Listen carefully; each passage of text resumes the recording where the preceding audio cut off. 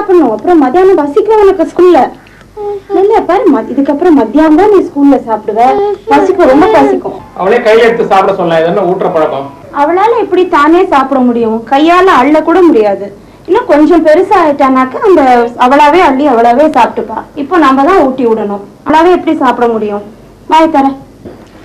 சாதம் கூட கையில அள்ளி சாப்பிட முடியாத வயசுல எப்படிதான் பென்சிலை கொடுத்து நோட் நோட்டா எழுத சொல்றாங்களோ தெரியலையே.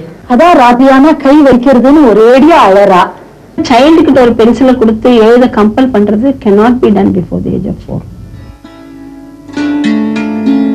ஒரு 5 வயசு 6 வயசுக்கு மேல ஒழுங்கினாத்தான் அந்த குழந்தைகளுக்கு விரல்களில கையில ஒரு நல்ல ஒரு கோஆர்டினேஷன் ஏற்படும். அந்த கையோட தசைகளும் அந்த விரல்களோட தசைகளும் அந்த அளவுக்கு தான் அப்ப அது வளர்ந்திருக்கும்.